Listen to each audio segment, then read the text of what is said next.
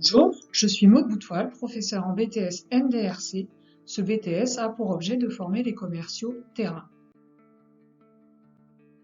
Alors, pourquoi ce BTS? Aujourd'hui, on le voit, avec le contexte sanitaire actuel, les pratiques d'achat ont changé. De fait, cela impacte fortement l'action commerciale et les commerciaux doivent intégrer les outils digitaux dans leurs pratiques. C'est l'essence même de ce BTS NDRC qui forme donc des commerciaux terrain, mais en intégrant cette nouvelle composante digitale.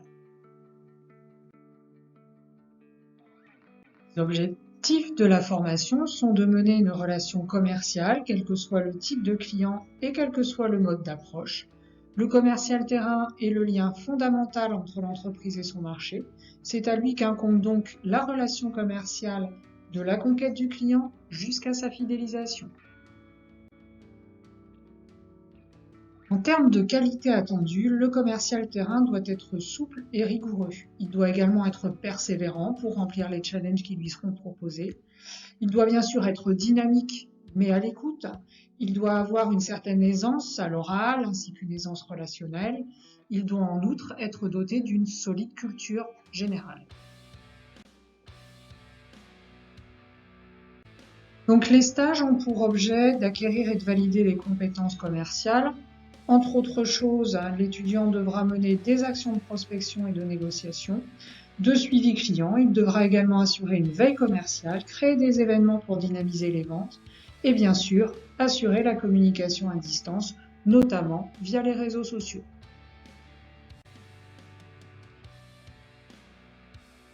Les stages ont une durée totale de 16 semaines sur les 2 années de formation. Ils peuvent se dérouler dans n'importe quel secteur à partir du moment où il y a dans le secteur considéré une démarche commerciale active pour aller chercher des clients là où ils se trouvent. Le but des stages est d'acquérir de l'expérience dans des entreprises différentes et donnera lieu donc à une évaluation en contrôle en cours de formation au cours de la 2e année de formation, en négociation vente ainsi qu'en animation réseau. Passons maintenant au contenu de la formation en commençant par les contenus professionnels. Donc 3 pôles de compétences seront acquis sur les 2 années de formation. La relation client négo-vente dans un premier temps, avec une nouveauté qui est l'organisation d'événements commerciaux. La relation client à distance et la digitalisation pour une relation client sans rupture, notamment au travers des centres d'appel, des réseaux sociaux, des sites web, etc., etc. Enfin, la relation client animation réseau sur laquelle je reviendrai un petit peu plus tard.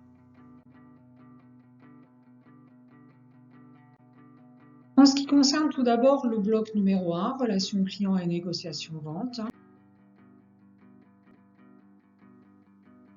l'étudiant sera donc amené à développer 4 compétences, à savoir le ciblage et la prospection, avec la prise en compte d'une dimension fondamentale aujourd'hui, à savoir celle des réseaux professionnels, bien sûr le cœur de métier, la négociation-vente, le partage de l'information commerciale et la nouveauté, l'organisation d'un événement commercial. Pour le bloc 2, relations à distance et digitalisation, l'étudiant sera amené à développer 3 compétences, la maîtrise de la relation client omnicanal, c'est-à-dire la relation client quel que soit le mode d'approche, physique, téléphonique ou digital, le développement de la relation client en e-commerce et enfin l'animation de la relation client en digital au travers des réseaux sociaux, du site internet ou du blog. Pour ce qui concerne le bloc numéro 3, relation client animation de réseau, 3 axes seront développés autour des 3 grands types de réseaux, à savoir la grande distribution avec le côté merchandising, le développement et le pilotage d'un réseau de partenaires et enfin la création et l'animation d'un réseau de vente directe et notamment la vente à domicile.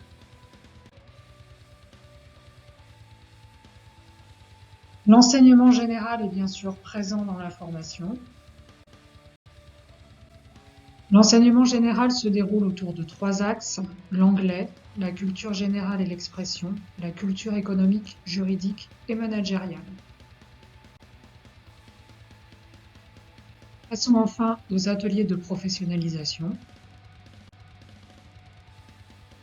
Dans ces ateliers de professionnalisation, l'idée, c'est à raison de 4 heures par semaine, de mettre en pratique l'ensemble des compétences de manière transversale. C'est aussi d'accompagner l'étudiant dans son parcours futur avec des modules d'accompagnement personnalisés. C'est aussi bien sûr l'aider dans sa recherche de stage. Enfin, les ateliers de professionnalisation sont aussi l'occasion de mettre en place une pédagogie plus dynamique, fondée sur des projets qui sont en lien donc avec des réalités de terrain.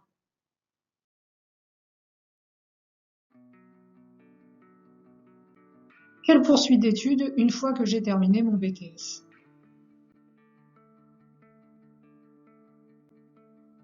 Eh bien, après le BTS, l'étudiant peut s'orienter vers une licence professionnelle, faire un bachelor, une école de commerce, une école spécialisée type GNFA pour l'automobile, et ce, en alternance ou en formation initiale. Il y a actuellement une pénurie de bons commerciaux, ce sont des profils très recherchés par les entreprises.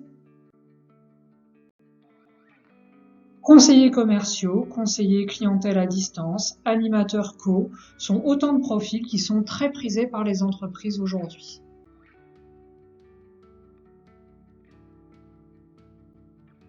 Si vous souhaitez en savoir plus sur la formation, n'hésitez pas à nous contacter par téléphone ou par mail aux coordonnées qui s'affichent.